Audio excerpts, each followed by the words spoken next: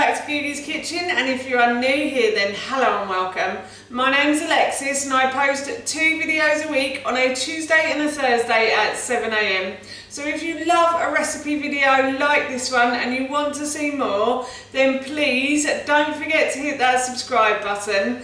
And now I'm going to share with you how to make my delicious slow cooker white bean and potato chili. As I just mentioned, today I want to share with you how to make my delicious slow cooker white bean and potato chili. Now this recipe, as I always say, is really easy to do, and I promise you this is really easy. Now I love a chili. I love having meat chilies and vegetarian chilies and vegan chilies, but I occasionally get a little bit bored of having it with rice. So one day I decided to add potato to a bean chili and the results were delicious. So I thought I'd share the recipe with you. So here's how to make my delicious slow cooker white bean and potato chili. To start, I'm going to cook off my dried cannellini beans. Firstly, I'm going to put some salt into the water. Actually, I'm going to turn the hob on first, that does help. So I'm going to put this onto a high heat and I'm going to add a little bit of salt to the base of the pan, and I'm also going to add some baking powder as well. And the baking powder will help to soften the dried beans and make them cook a bit quicker as well. So I'm just going to add that in. And as I said, I've got dried beans here, so I soaked the beans overnight in the fridge. I poured a lot of water into a bowl and I just left them to soak. And then just now I've tipped them into this colander and I just washed them through under the tap. And now what I'm going to do is I'm going to put them into the water and I'm going to leave this to come to the boil, and then I shall leave it to simmer and then wait until all the beans have cooked before I drain it off again. The beans are coming to the boil, so I'm just going to lift the lid a little and I'm going to turn the heat down to about 6, and I'm also going to put a wooden spoon over the top of that. My son taught me this hack, that if you put a wooden spoon over the top, then the pan doesn't bubble and boil over, so it absorbs a lot of the heat, the wooden spoon. So I'm going to leave the wooden spoon there and I'm going to leave the beans to simmer for a good while, I'd say, until they get really soft, even mushy, I would say. I don't mind them like that, but if you prefer them a bit harder, then obviously don't boil them for as long. I'll probably leave these here for about half an hour now. While the beans are simmering away on the hob, what I'm going to do is I'm going to put my vegetables into my slow cooker pot. So on here I have 1 leek that I've just simply sliced, so I'm just going to put that in. And then I have 1 carrot that I have sliced and diced. I've done mine into very small pieces, but you can have it as chunky or as small as you like, it doesn't matter. The reason I'm doing it in small pieces is because my son's a bit of a vegetable phobe, so he has a bit of fear of vegetables, so I always chop it up small pieces so he doesn't realise he's eating it. And then I've done the same with 1 red pepper, so I've sliced the top and I've removed the core and the stalk, and then again I've just sliced it into little pieces. And then I also have a butternut squash that I have peeled and sliced.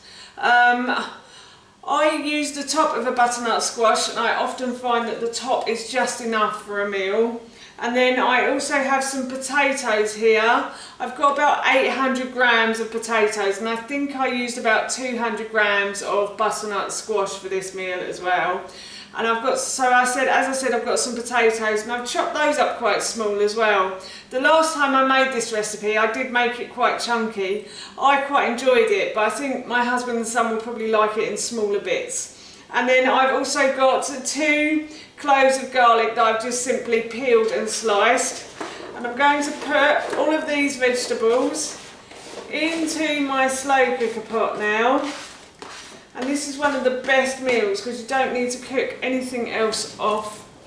And then to that, I'm going to add in some tomatoes. So I've got 1 tin of tomatoes here that I'm just simply going to add to the pot.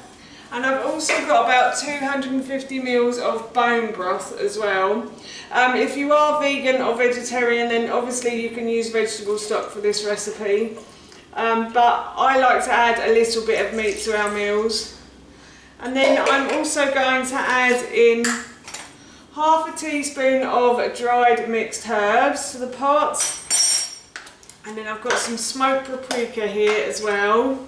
Smoked paprika gives it a lovely flavour, I have to say. So I'm just going to add this in. And then I'm also going to add some ground cinnamon to that as well. And the ground cinnamon just adds a little bit of sweetness, makes it quite nice. And then I've also got some ground ginger here as well, so I'm going to add about a teaspoon of ground ginger. Not too much ground ginger, but if you do like chilli spicier, then please add a little bit more. It's just my son isn't a great spice fan either, so I only add a little bit, but if you want to add more then you can. And then I've got a mild chilli powder here again. Again, the same excuse, my son isn't a big spice fan. We're trying to get him used to it, so he is getting used to it, but that's why I use mild chilli powder, but you could use medium or hot if you wanted to. And I've just got to run and get a spoon as well, so it won't be a moment. So I've grabbed my spoon, but I've forgotten to add the green beans in, so I'm just going to add probably a couple of handfuls of green beans to this as well. And now what I'm going to do is I'm just going to stir all of these ingredients together until everything is well mixed in and all of the ingredients are covered in the spices as well. I think before I do that though, I should add a little bit of salt. So I'm going to add a pinch of salt and I'm just going to sprinkle that over. And I'm going to add a little bit of pepper as well. Salt and pepper to your taste, or if you don't like them then you don't have to add them either. So I'm just going to add those in as well. And I am going to, as I said, mix everything together. And then once everything is well mixed in, like so, I think that's good enough. What I'm going to do is I'm going to put the lid on, remove the spoon, Alexis, and I'm going to switch this on to low for about 6 hours now. The chilli has been cooking away for about half an hour or so, and you shouldn't really lift the lid, but I wanted to lift the lid to add the beans in. If you want to, you could cook these off at the end and add them in then, but I thought I'd just do it now just to get it out the way basically. So I'm just going to give this a quick stir around like so, and then I'm just going to pop the lid back on and let that cook away now. It has been 6 hours and the chilli has finished cooking. I've switched everything off, so I'm just going to take the lid off. Oh, smells so good. And I'm just going to serve myself some. And then I thought I might just give it a little try. So I'm going to get some potato and some beans and some veg as well. And I'm just going to give this a try. It's probably going to be really hot right now, but I thought I'd give it a go. Oh no. That tastes so good. It's a bit too warm though. Just had a little taste. It was quite nice. But yes, that's our dinner done. And I'm going to serve myself some of this and go and eat it. That is how you make my delicious slow cooker white bean and potato chilli, and that recipe I will link in the description box below for you. As I mentioned earlier, I'm going to be having this for my dinner and it smells and tastes so good, I can't wait.